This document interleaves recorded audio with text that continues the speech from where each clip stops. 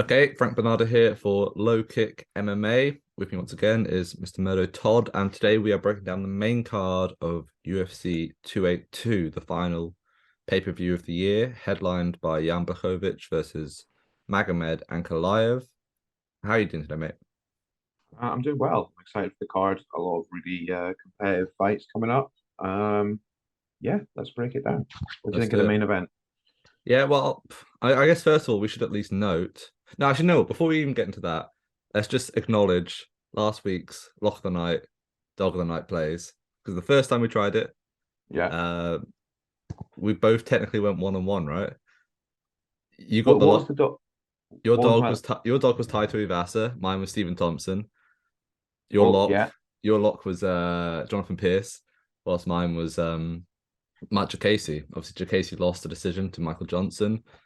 Stephen One Boy Thompson beat Kevin Holland in really impressive fashion. That incredible fight. One of the maybe not fights of the year, one of the performances of the year, definitely. And then the other side, Jonathan Pierce just battered Darren Elkins from pillar to post.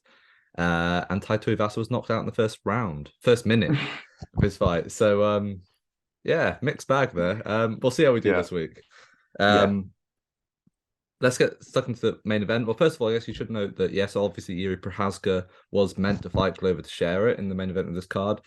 The main event that we have now was set to be the co-main. It's been bumped up to a title fight now in the light heavyweight division because Yuri's stepped down from the belt due to injury. Glover Teixeira was offered the fight with Magomed Ankalaev. He said no. He said he'll fight Jan Blachowicz. UFC said no. So now we have a fight for the interim light heavyweight title. Magomed Ankalaev comes in as a decent favorite, minus 250. Jan Blachowicz plus 200. What's your read? Listen, Blachowicz is a live dog in this one. Yeah, I So agree. at plus 200 is I wouldn't. It's not a bad line. Uh, I think Ankalaev will. I think he's going to probably try and use his wrestling in this, keep it on Mm. the outside. He's not going to want to get inside. Blachowicz has really dangerous, powerful boxing. Um, yeah, listen, this is a good. This will be. I don't know how entertaining the fight will be, but listen, I would side with Ankalaev in this for sure. I think he's just got a bit more variety to his game in this one. Maybe more ways to win, but Blachowicz is live in there. So I like him at plus 200. It's not bad. I'm not going to take it. I won't be taking either side on this in this one. I just think it will be one of those ones. It'll just be weird. But I do like the under 4.5, which is at minus 175. I think that's a pretty good option for this one.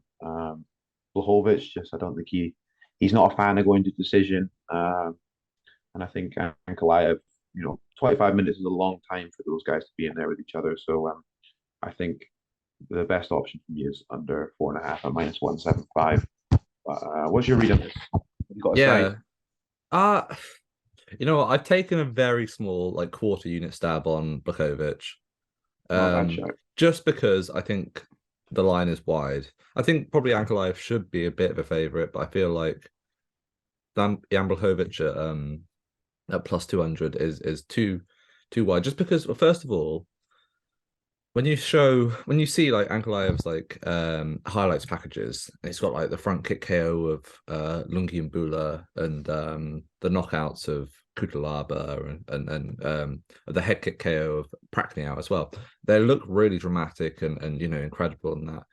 But these against fighters who are like all noticeably smaller than him and also all notably of a lower caliber fighter of someone like Jan Blachowicz.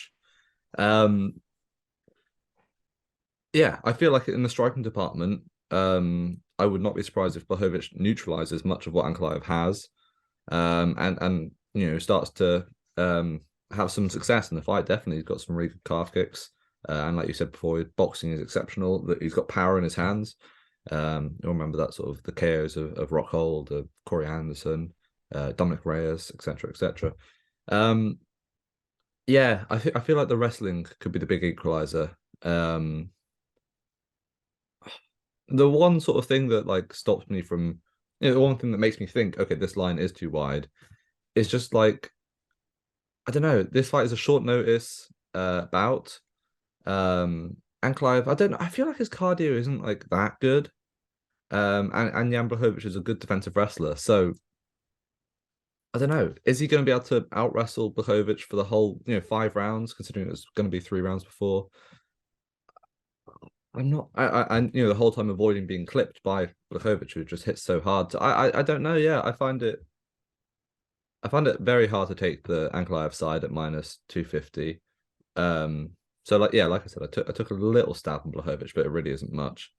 I don't know. I kind of like the over 2.5 at minus 138. Yeah.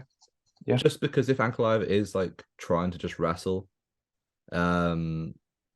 maybe we just we lose around the two just to like the fight slowly grinding out. And even on the feet, when he's not really pressing forward with those sort of finishing combinations, he can be a bit conservative in his striking, which might just mean we end up remember Blachowicz versus Adesanya. Neither of them were like sort of pressing the fight that much. Adesanya we all know how he fights when he's on the back foot a little bit. If Ankalaev fights like that, I could easily see this being like a very slow-paced kickboxing match when it's on the feet. I haven't pulled the trigger on it yet, and I don't know if I will, but it's definitely a line I'm going to keep an eye on. But yeah, like I said, I don't really have a set read on who's going to win. Yeah, I think the value is probably with Blachowicz. I think, and honestly, I could maybe see the line widening a little bit, and then it might be a little bit too hard to pass up on. But yeah, I think I think the 5 rounds, it adds a lot to it. It adds a totally different dimension to it. So it should be an interesting one though. Whatever happens, yeah. Yeah, 100%.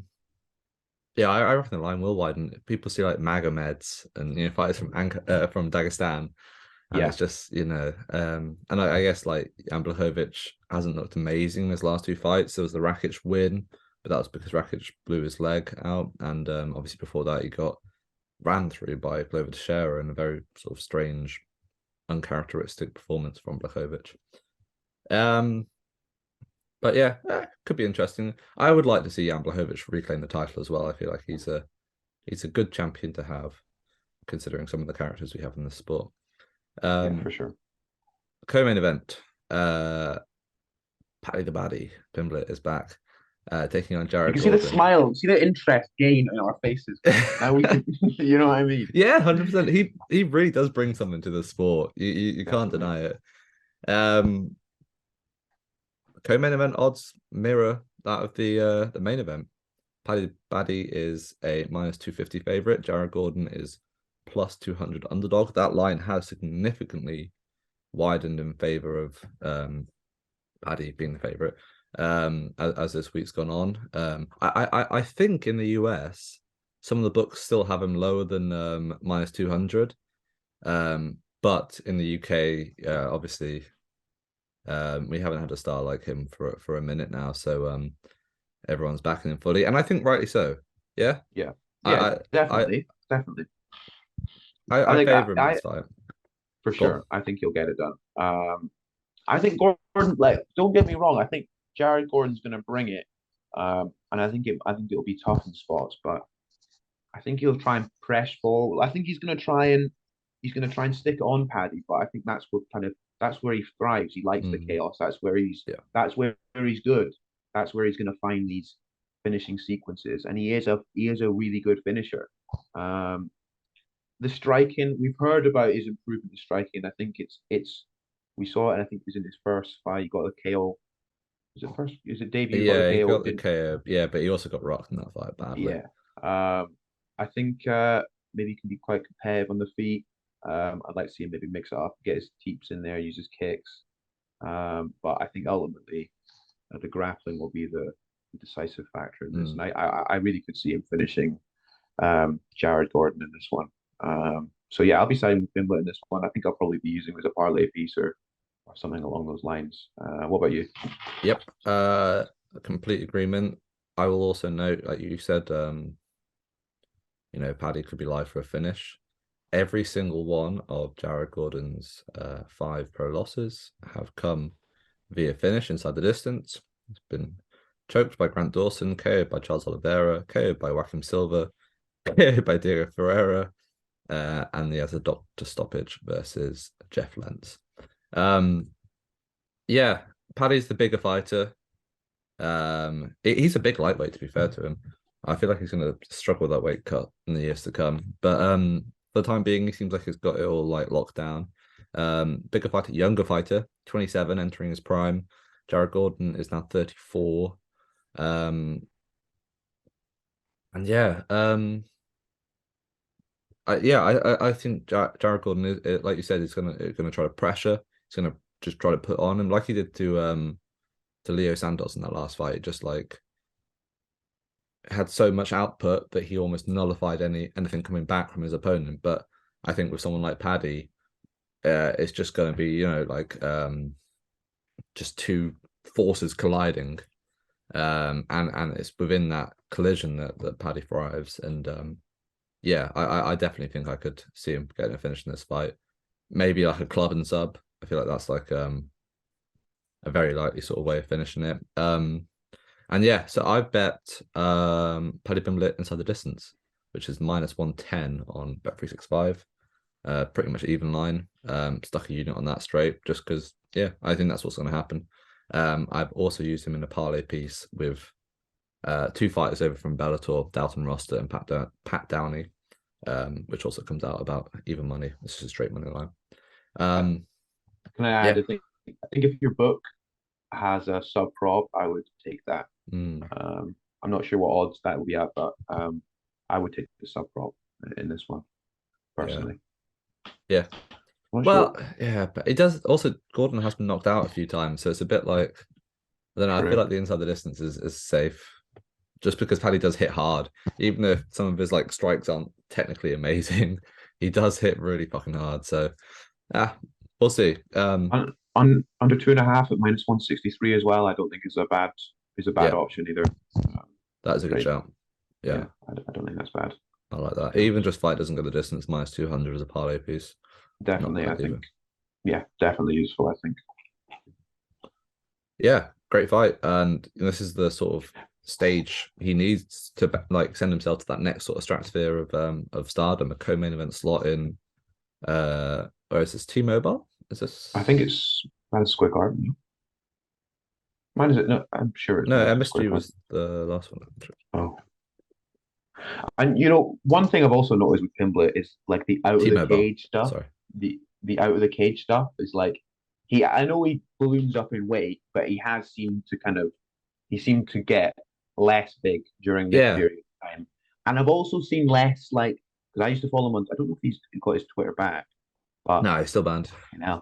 Jesus. I mean, he would not stop replying. He would not. Yeah. It's not like it was like fight week, and he's like, yeah, oh, come to the gym next week. And it's like, just mate, just give it a break. Do you know what I mean? So I've seen less of that. He seems a bit more like it's not like he wasn't focused, not like he wasn't working hard before, but he just seems that bit more focused, bit more driven this time. And I don't know. He's like further out. His face is looking thinner and stuff he like was that. He was on commentary for Cage Warriors Rome, which was quite a while ago. And and he looked great on commentary. He's good on commentary. He is good on comms. I like him on comms. Yeah, I really like him on comms. No, yeah. In fact, he did Cage Warriors Rome, and he did the Cage Warriors like Unplugged in the BT Sports Studio, and especially on the Unplugged one, which was like maybe a month ago now or so. Yeah, the man looked like in peak shape already. New teeth as well. Sorry? New teeth as well. Yeah, yes. Very true. Yeah. I mean, this is one that he should win if he's going to live up to all the hype that's there, and I think he will. It's a good matchup for him, I think. They're not gonna and you've also got to consider with these things, it's like they're not gonna give him a really bad stylistic matchup. They understand what Jared Gordon presents, and that's why they're giving. It's not like Jared Gordon's a bad fighter. It's just it's the right. The UFC finally, because they like to say they like to build stars, but what they like to do is give them 3 fights, then throw them in against a really dangerous ranked opponent. But with Pimblett, they seem to be actually building him well. It's a good step up for him, but it's manageable. I'm almost certain we're going to see him fight Dan Hooker soon. I just feel like the UFC just I'm waiting You to make that reckon? fight. Yeah, I really do. I love Dan Hooker. He's like actually one of my favorite fighters, but like I just feel like they're waiting to like build someone's name off him. Yeah, yeah. He'll be the UFC's way of getting Paddy into the top 15 if he can beat Hooker. Hooker's huge as well. Yeah. Yeah. Or Moicano. I would not be surprised to see that fight as well at some point. That'd be fun as well. That'd be a That would be fun a lot of fight. fun. Both like elite grapplers, like submission grapplers. I Uh, like that. yeah. It's exciting. It's exciting It to is have. exciting. It's exciting. It's like you just want to see how far it can go. Like Yeah. it's always great, and it's always good when it goes just all the way and off. Mm, But 100%. Are you gonna stay up for this one, do you reckon?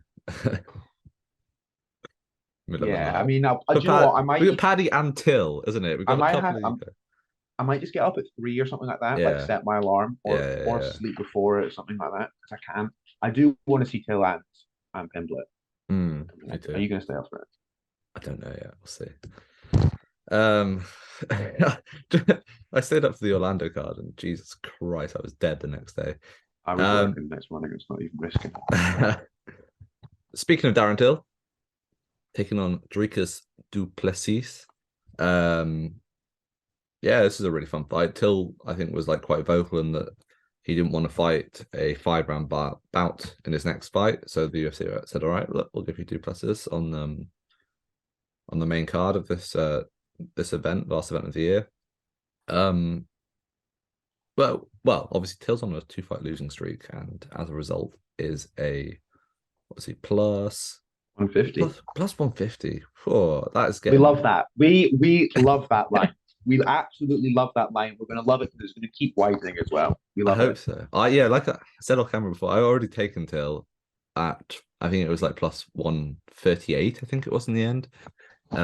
If it keeps widening, I'm gonna have to stick another half unit on him or something like that because if we get Till at like plus 180 or something, Insane. yeah. Because What's your actual yeah. read on the fight then? Listen, it's like I am betting Till, but like his last performance was bad. Yeah, It was really bad. He does look to be in better shape coming into this one, it's in but great shape. Yeah, it's not just that. He needs to be there needs to be like in his striking there. I think there needs to be a bit more variety in it. It just seems to be a 1-2 merchant now. Um, yeah, he needs to just go back because he knows how to kickbox. He knows how to do Muay Thai. yeah. He's got a good Muay Thai Back to him. background. Yeah, And I think he needs to implement that. But the thing is, when Till's on his game, he is unbelievable. Like we Mhm. saw he could have won that Robert Whit. Not, it was a very competitive Yeah. He fight with Robert definitely could have won Whitaker. it. Like it Yeah. was so close. Yeah, on another day he might have Um, won it. yeah, a little takedown here, a little takedown there, and it's a different story.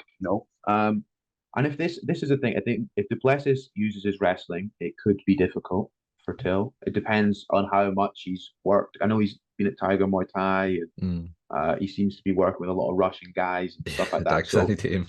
yeah, yeah.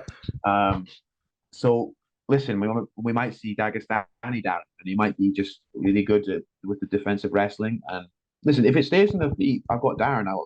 I've got Till all day. I was not impressed with Duplessis against Tavares. I thought he looked bad. Yeah.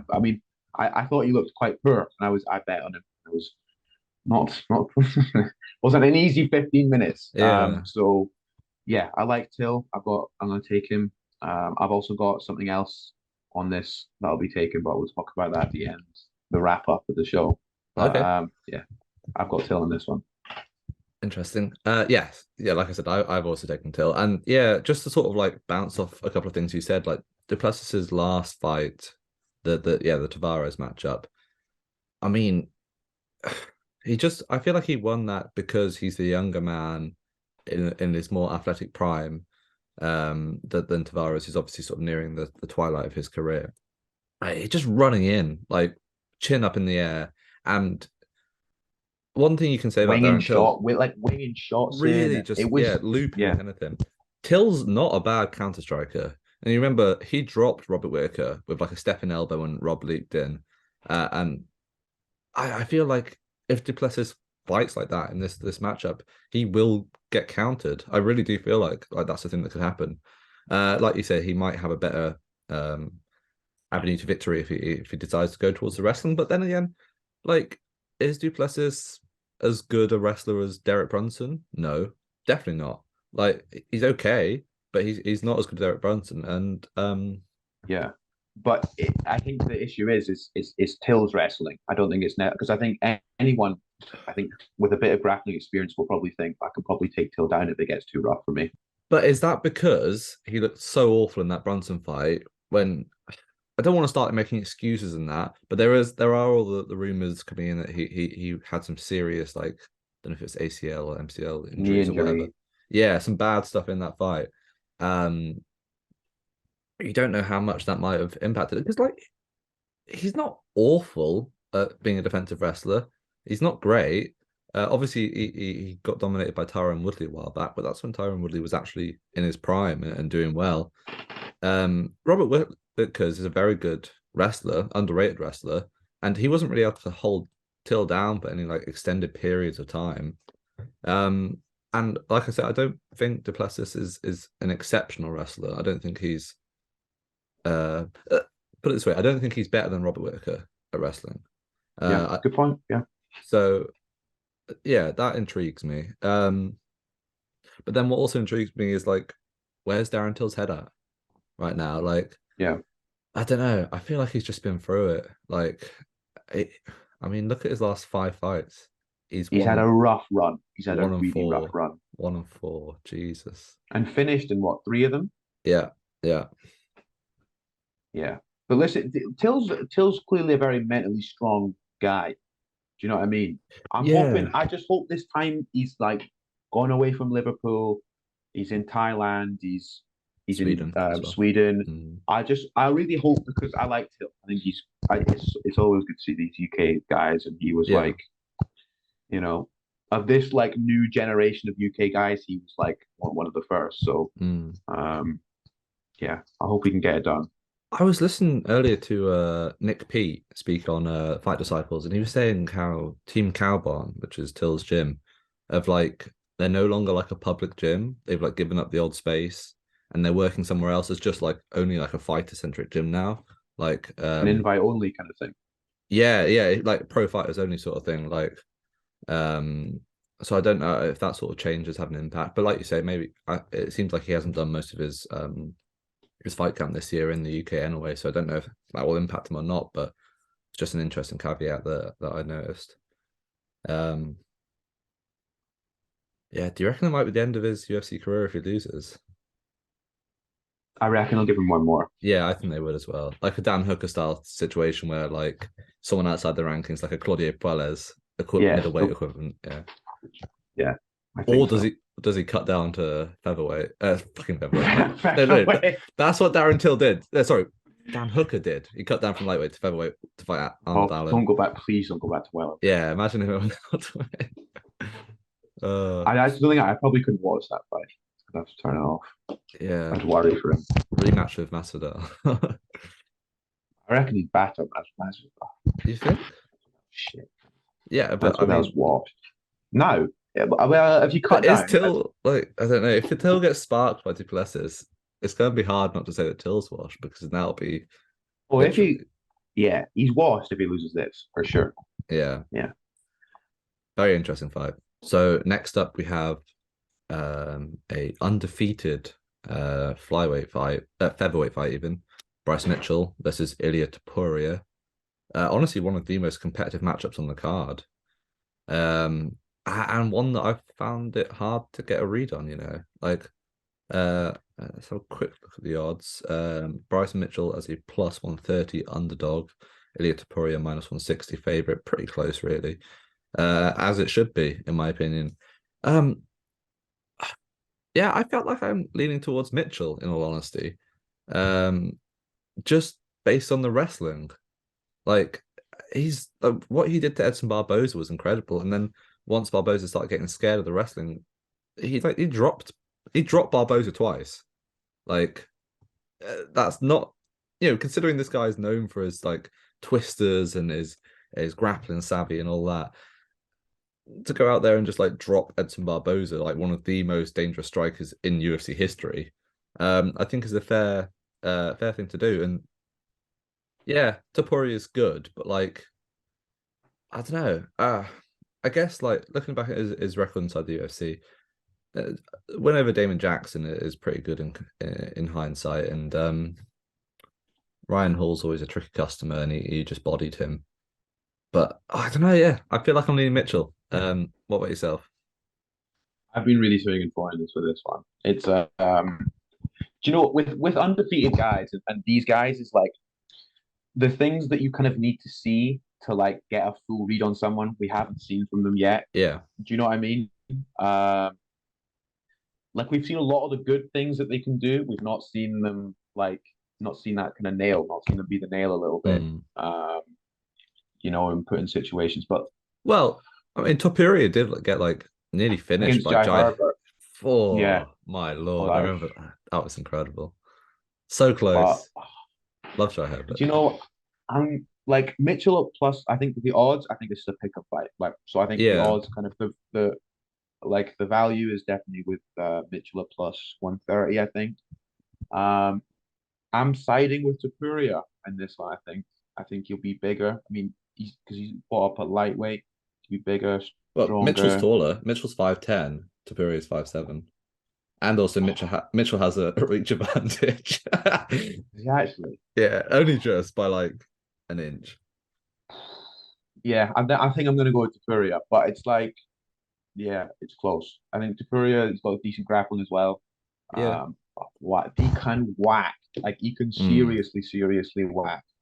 So, Yeah. and that Jai Herbert knockout was that he should have been arrested after that fight. That was just it was Yeah. absolutely disgusting. And Oh, if you but remember yeah, what he no, did to Damon Jackson as well with like the elbows and that, just savage. Yeah. yeah, He's yeah. But I also quite like the under 2.5 minus 120 in this.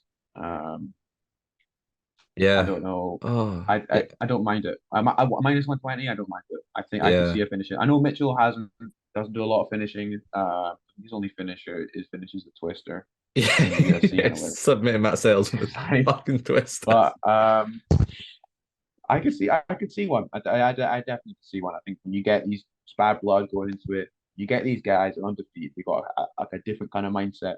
Mm. So yeah, I could definitely see a finish. So I think minus 120 under 2.5 is probably the my safer option. But I also like Topuria. I probably won't be taking him at minus 160.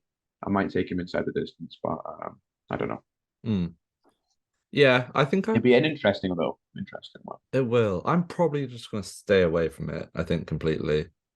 Just It's because like Mitchell, yeah, I don't know if he's just like say he does get to the fight to the ground and he's just going for these like meme submissions. I remember against like was it Charles Rosa? Yeah, when he had like a twister locked in for like 2.5 minutes, and it's just like complete control, but he wasn't able to finish it. And I yeah, feel like as the like level of opposition gets higher, and obviously Topuria is going to be aware that he likes those sort of funky subs, that like he's going to prepare for them. Yeah, I don't know. Like, obviously, there is always a chance Topuria just like sparks him, but at the same time, what if Mitchell just rides out on top control for the whole fight? Like, yeah, I don't think I'm. Maybe if the line gets any wider, maybe I'll take Mitchell, but I don't think so right now. I think I'm just going to stay away from yeah, it's probably the smartest move to be it. honest. Yeah. So we were going to talk about Santiago Ponzinibbio versus Robbie Lawler. That fight has since fallen apart. It does look like Alex Morono is stepping in, but there's no odds, and we don't know where it's going to be placed yet in the card. So we're going to talk about Joaquin Buckley versus Chris Curtis instead. And if we have a prelim show as well, a preview show for that, we'll just swap those two around depending on where these fights end up getting placed on the card. But yeah, Joaquin Buckley versus Chris Curtis. I think to the surprise of both of us, from what I've spoken to you about, is Chris Curtis coming in as an underdog with the line getting wider. So yesterday he was plus 110, and now he's plus 125 today. Joaquin Buckley, the favorite at minus 150. Yeah, go on. What's the breakdown, mate? Yeah, I think Curtis is the technically better striker. I think he's Mm. more experienced. He can punch. I think Buckley's good. Don't get me wrong. I think he's very explosive, decent kicks as we know. And he gave in his last fight. Who was the is it late notice? I think Buckley stepped in late notice last fight. Against Imavov. Yeah, and he put up decent a decent effort. But Mm. listen, I think Curtis is a level above. He's got a much better resume. Um, I think yeah, Curtis plus 125. I think is not. It's hard to pass up on. I would back Curtis. Like I'd take him anyway if it wasn't for the odds. So Yeah. yeah, I'll definitely be taking Chris Curtis in this one. What's Yeah, your no, reason? yeah, I agree. We've seen Chris Curtis fight like I guess like physically better athletes in the past, guys like Phil Hawes and and Rodolfo Vieira as well, his last win. Um, and even like the Brendan Allen win as well is like It's a good win now. That's a really really good yeah, win. yeah. I mean, yeah, that win streak of Phil Hawes, um, Brendan Allen, and then Vieira, and then obviously lost to Jack Hermanson, um, and then he That was was late. No, outclassed. It was short notice, yeah. He was outclassed though, like straight up. But Jack Manson's been in the top 10 of the division for some time. Obviously, he just lost last weekend to Roman Dolidze with that crazy calf slicer back take, which was well, you're not going to be seeing Joaquin Buckley or Chris Curtis pulling that off anytime yeah, soon. um, yeah, I think he's just got the hands to just pick Buckley apart, counter him, just rip him up, body shots, and make him tired. And I think he's probably going to get the finish as well. To be honest, I'm not going to bet inside the distance. I'm just going to take Chris Curtis straight as well, like yourself. But um, yeah, I don't know. I don't understand why the line's getting wider as well because it's yeah. what does Buckley bring to this fight apart from like his like natural athletic prowess, I guess. Like Curtis just seems like the better fighter to me in every way, and it's not like he's been like knocked out recently. His last 5 fights, nothing. Um, and he's been competitive in every fight, if not finishing his opponents. So yeah, I just I think I also, do you know what? It's like I've not seen anything. I've not seen anything from Buckley. I'm like, whoa, that was a great win, or that was like because like when he stepped up against Kevin Holland, he lost. Imanov, he oh my lost. god, yeah, Do you know what I yeah, mean? So it's like this, and like I think Curtis is at that level. Like mm, Curtis is he has been doing this for a long time. He's got like 40 professional fights.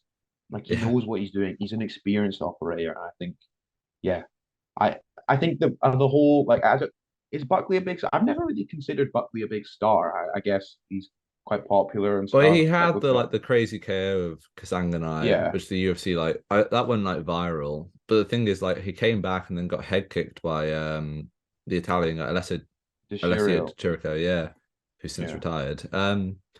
And that kind of like neutralized his rise to stardom. But yeah, I mean, he does hit really hard, and he's got like prior to the Imavov loss, he was on a 3 fight winning streak. But Yeah, like but none of those wins against were who? against yeah, it's against like Antonio Arroyo, who like just looked awful in every single one of his UFC fights. Uh, Abdul Razak Al Hassan, who he wasn't willing to strike with, he ended up like wrestling him. I think Curtis is good enough to neutralize Buckley's wrestling. And then the Duraev fight, which he looked quite good in today, just like threw him around. But Duraev, I don't think is as technically a sounder fighter as Curtis. So yeah, Yeah, I I just guess the thing is Curtis is 35, so whereas Buckley's 28. So but he's not showed any sign of slowing down or deteriorating, so I don't really get it. Do you he know what I did mean? retire a Like, few years ago. yeah, but then didn't he fight on the same night he Yeah, retired? then retired again. uh, Oh yeah. man. Buckley was on the Joe Rogan Experience. Yeah, I saw like a clip the That's other day. mental. I was like, are we I just getting anyone who fights on prelims now? Or are we just getting anyone now? it must have been straight after the crazy Kasanganai KO, like when he was like, No, it was recent. I swear it was oh, recent. was it just oh, right? Like recently. And I was like, why? Yeah. I don't really get it. I don't get it. I don't Oh, get fair it. enough. Yeah, strange that. Um, but yeah, that's the main card, or the main card how we sort of think it's going to play out. Bunch of interesting fights on the prelims that like hopefully we'll have. The last week didn't manage to get a prelim show out, but some interesting fights in there. Billy Quarantillo versus Alexander Hernandez is one I've got my eye on. Evan Shabazian. There's that Paul Rosas Jr. lad who's like, what's it? He's 18. Mad. Yeah. And Jairzinho I, Rosenstrike versus Chris Dawkins as well. Interesting fight. I reckon Rosas will win. They're gonna give him some. Yeah, Not, but I want to say bum. I reckon they'll give him someone it's manageable. They Jay must do. Perrin. Yeah, he's okay. I don't know, but just 18. I don't know. I haven't Young in it. I haven't done my tape study for it yet, so we'll see if get around to doing a prelim show for it. Um, but that is the main card breakdown. What is your lock and your dog of the night, my friend? I've got a lock. I've got a dog, and I've also got a little extra bet All right. for those degenerates out there. So my lock is Edmund Shabazian. Um, I just think his opponent is just not UFC caliber at all. Yeah. Really poor losses on the record. He's like 5'8" or something like that. Yeah. 35.